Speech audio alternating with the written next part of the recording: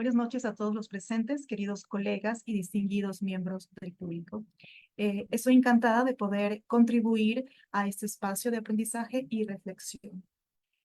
Haré mención a un tema crucial, interesante y delicado a nivel mundial, como lo es el abuso sexual, el cual constituye una grave problemática que afecta a una gran cantidad de personas, independientemente de su edad, condición social, género y demás características.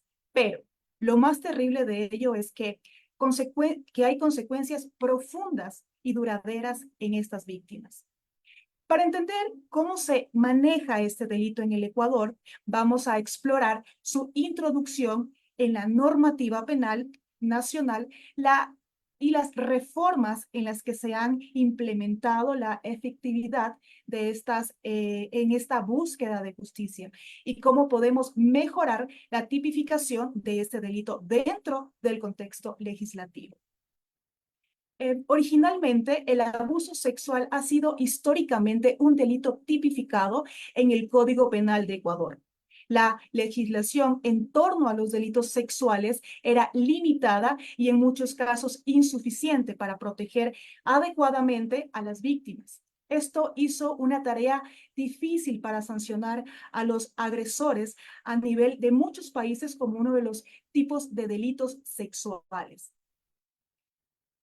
La ponencia del presente seminario se va a dividir en 7 subtemas, de los cuales se precisan los siguientes. Número 1, abuso sexual.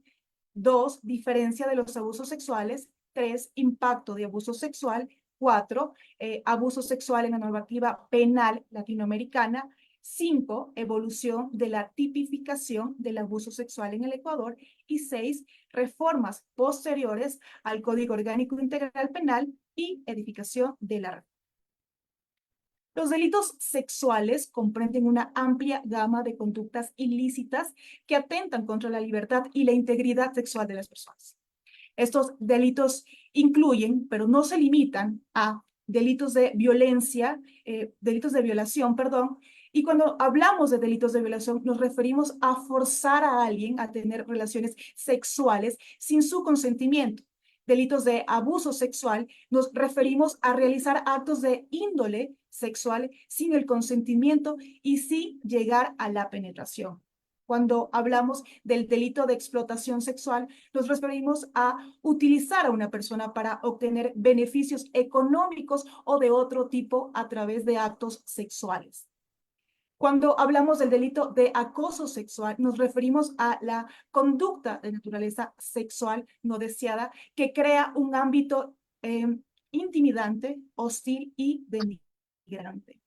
El abuso sexual es el tema central de nuestra discusión. Es una forma de violencia sexual que puede ocurrir en diferentes contextos, afectando a las personas de todas las edades, géneros. Ese delito implica cualquier contexto sexual o conducta de naturaleza sexual realizadas sin el consentimiento de la víctima. Esto puede incluir tocamientos no deseados, besos forzados y otras formas de contacto sexual no consensuados. El impacto que puede llegar a tener el delito sexual es terrible. Las víctimas pueden experimentar una amplia gama de efectos negativos, tales como traumas psicológicos, incluyendo trastornos de ansiedad, depresión, trastornos de estrés postraumáticos y otros problemas de salud mental. Problemas físicos como lesiones, enfermedades, transmisiones sexuales y complicaciones de salud a largo plazo. También consecuencias sociales. La estigmatización, aislamiento social y dificultades en las relaciones personales y profesionales.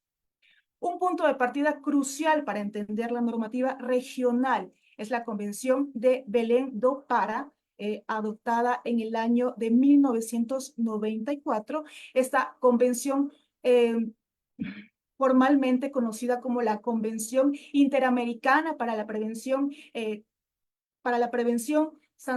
para prevenir, sancionar y erradicar la violencia contra la mujer, establece obligaciones claras para los estados firmantes de tomar medidas para prevenir, sancionar y erradicar la violencia contra la mujer, incluyendo el abuso sexual. Este tratado es un marco legal esencial que ha influido en la legislación de muchos países de la región. En México, el Código Penal Federal tipifica diversos delitos sexuales, incluyendo la violación y el abuso sexual. Las reformas recientes han buscado endurecer las penas y mejorar la protección a las víctimas. Sin embargo, la implementación y el acceso a la justicia aún representan desafíos significativos.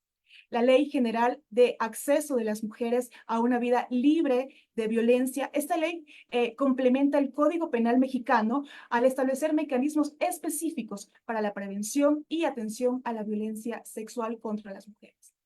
El Código Penal argentino incluye disposiciones claras sobre los delitos sexuales. La reforma del 2019, conocida como la Ley Micaela, han fortalecido la capacitación obligatoria en visión de género para funcionarios públicos, lo que busca mejorar la respuesta institucional a los casos de abuso sexual. La Ley de Protección Integral para la Prevención, para prevenir, perdón, y sancionar y erradicar la violencia contra las mujeres. Esta ley, aprobada en el 2009, establece un marco integral para abordar todas las formas de violencia contra las mujeres, incluyendo el abuso sexual. El Código Penal colombiano ha realizado múltiples reformas a su Código Penal para abordar delitos sexuales. En el 2020 se introdujo modificaciones que aumentan las penas para violación y abuso sexual, especialmente cuando la víctima son menores de edad. La ley 1257 del 2008 aborda la violación contra las mujeres, incluyendo la violación sexual, y establece medidas de prevención, protección y atención a las víctimas.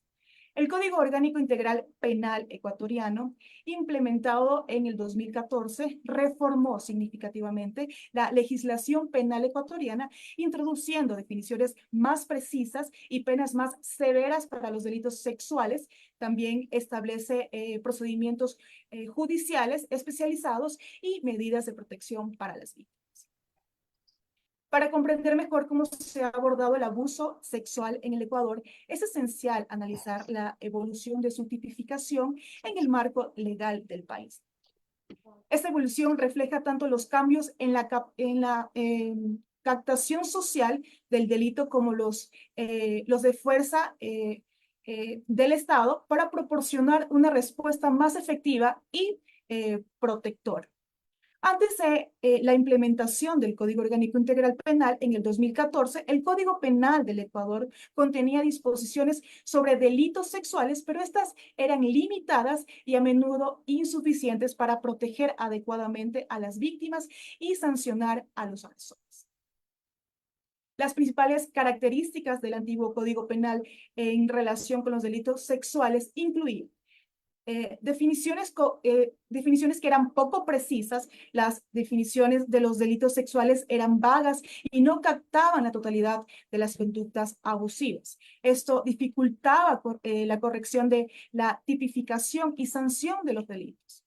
Penas ligeras. Las sanciones para los delitos sexuales tenían a ser más leves en comparación con lo establecido en la actualidad en el COIP, lo que no reflejaba adecuadamente la gravedad de estos delitos. No existían medidas claras, efectivas para la protección y asistencia a las víctimas de abuso sexual. La falta de apoyo legal y psicológico dejaba a las víctimas en una situación vulnerables. La promulgación del Código Orgánico Integral Penal en el 2014 representó un avance significativo en la legislación penal de Ecuador. Este código introdujo reformas importantes en la tipificación y sanción de los delitos sexuales, incluyendo el abuso sexual. Algunas de las reformas claves del Código Orgánico Integral Penal incluyen Definiciones claras y precisas. El código define de manera más clara y detallada delitos sexuales. Por ejemplo, el artículo 170 establece el delito de abuso sexual, diferenciándolo de otros delitos sexuales como la violación. Esta precisión permite una mejor tipificación de los actos y facilita la aplicación de las sanciones correspondientes. En el artículo 170 define el abuso sexual como cualquier acto de naturaleza sexual que implique contacto físico sin consentimiento, sin llegar a la penetración. Esto incluye tocamientos indebidos y otras formas de contactos no consentidos. En el artículo 171 se define la violación como la penetración vaginal, anal u oral sin consentimiento, utilizando la fuerza, intimidación, aprovechándose de la incapacidad de la víctima para consentir. Las penas para los abusos sexuales y otros delitos fueron incrementados significativamente. Por ejemplo, el abuso sexual puede tener una pena de 3 a 5 años de prisión, mientras que la violación puede castigarse con penas de hasta 22 años de prisión, dependiendo de las circunstancias agravantes. Es importante mencionar que el Código Orgánico Integral Penal incluye medidas específicas para proteger a las víctimas, tales como la asistencia legal, psicológica y mecanismos para evitar la revictimización durante el proceso judicial. Estas medidas buscan asegurar que las víctimas reciban el apoyo necesario para su recuperación y para enfrentar el proceso judicial con dignidad. Para esto tenemos la asistencia legal psicológica, que conlleva a la provisión de apoyo legal psicológico a las víctimas desde el momento de la denuncia. La prevención de revictimización es el procedimiento judicial diseñado para evitar que las víctimas sufran nuevamente durante el proceso judicial. También se establecen procedimientos judiciales especializados para manejar casos de delitos sexuales con el objetivo de garantizar un tratamiento más justo, adecuado para las víctimas. Estos procedimientos incluyen la capacitación de jueces y fiscales en temas de violencia sexual y la creación de unidades especializadas en la investigación de estos delitos. La creación de unidades especializadas dentro de la Fiscalía y la Policía para manejar casos de delitos sexuales. Y los programas de formación para jueces y fiscales, policías, en el manejo de violencia sexual. Desde la implementación del COVID se han realizado reformas y ajustes adicionales para manejar la legislación y su aplicación. Para la ley para la erradicación de la violencia contra la mujer del 2018, esta ley complementa el COVID al establecer un marco integral para prevenir, sancionar todas las formas de violencia contra las mujeres, incluyendo la violencia sexual. También introduce medidas para la prevención, protección, atención a las víctimas y establece responsabilidades claras para las instituciones del Ecuador. Para la prevención se han creado campañas de sensibilización y educación sobre la violencia contra la mujer. Para la protección y atención se han creado servicios de atención integral para las víctimas, incluyendo refugios y líneas de atención telefónica. Para el fortalecimiento de instituciones se han realizado esfuerzos para fortalecer las instituciones encargadas de investigar y procesar delitos sexuales, mejorando la capacitación y los recursos disponibles para funcionarios judiciales y policías. A su vez, se han asignado más recursos financieros y materiales a las unidades especializadas. También existen actualmente programas continuos de formación y actualización para los funcionarios encargados de manejar casos de violencia sexual. Aunque se han realizado avances significativos, la efectividad de esta reforma aún enfrenta muchos desafíos. A pesar de las penas más severas y los procedimientos especializados, la impunidad sigue siendo un problema, con muchos casos que no se llegan al juicio o resultan tener sentencias inadecuadas. Las víctimas a menudo enfrentan barreras significativas para acceder a la justicia, incluyendo la falta de recursos, el miedo a la revictimización y la corrupción. La capacitación continua de los funcionarios públicos en el manejo de casos de delitos sexuales es esencial para asegurar una implementación efectiva de la ley. La normativa penal en América Latina ha progresado significativamente en la tipificación y sanción del abuso sexual. Sin embargo, la implementación efectiva y la protección integral de las víctimas sigue siendo un desafío crítico.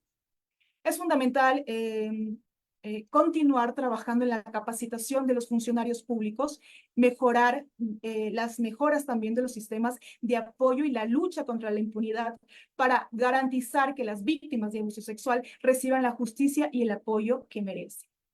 La evolución de la tipificación del abuso sexual en el Ecuador muestra un claro avance hacia una mayor protección y justicia para las víctimas. Sin embargo, aún queda mucho por hacer para garantizar que estas reformas se apliquen de manera efectiva y que las víctimas reciban el apoyo y la justicia que merecen. A su vez, es crucial continuar trabajando en el fortalecimiento de las instituciones, la capacitación de los funcionarios y la mejora de los mecanismos de apoyo de víctimas.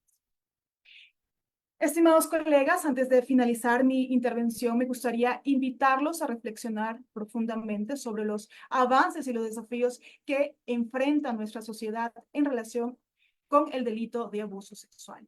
Desde la publicación del Código Orgánico Integral Penal, hemos sido testigos de una evolución significativa en cómo se aborda este grave problema, pero todavía hay mucho que hacer y mucho que trabajar. Los invito a que en aquella reflexión incluya aspectos como la efectividad, las reformas legales y la capacitación y sensibilización de los actores sociales. En esta parte de mi intervención quisiera recomendarles algunos textos académicos pertinentes al tema que hemos tratado. Estoy muy convencida de que estos van a ser de gran valor para ustedes.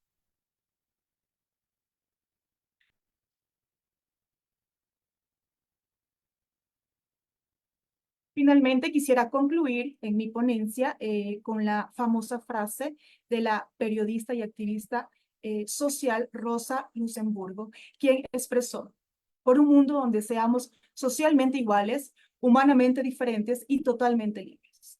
Ante todo lo expuesto, quisiera expresar mis sinceros agradecimientos por su presencia y participación en este evento académico. Espero que los conocimientos compartidos sean de gran utilidad y que haya encontrado valor en cada una de la intervención. Les deseo una linda noche.